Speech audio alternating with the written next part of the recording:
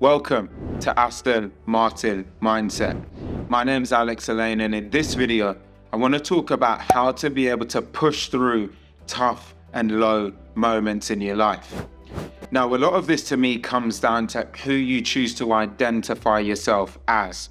So whenever I've had tough times or low moments, I have to look in the mirror and say to myself, I'm Alex Elaine, and in this world, I've chosen to be a person that is destined for greatness.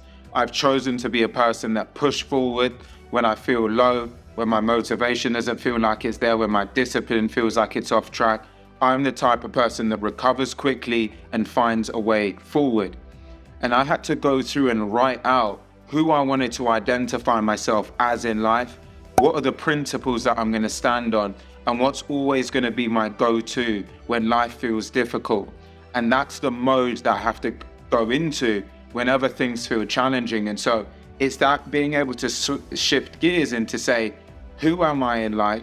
What do I stand on? What are the principles? And who do I identify myself as when times get tough?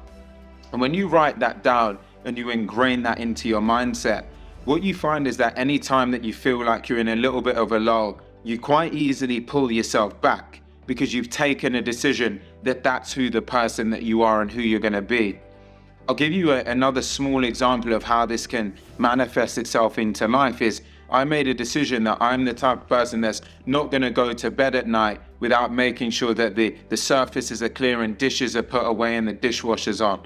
Really small things sound silly, but it's an important part of that identity play to make sure that every day I wake up and I've got a clear and tidy environment in front of me. There's no dishes in the sink. My bed is made up. My apartment is clear and concise and allows me to wake up on a day and be focused and be able to push forward. So it starts off with these small things and then it becomes more macro where you start to really define who you are in the world, how do you operate, how do you engage with other people, and how do you pull yourself out of difficult situations.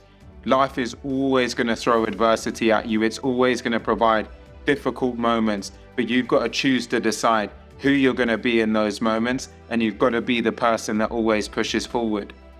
The only other thing I'll say on this is whenever you're in tough times, you've got to be able to look at it objectively.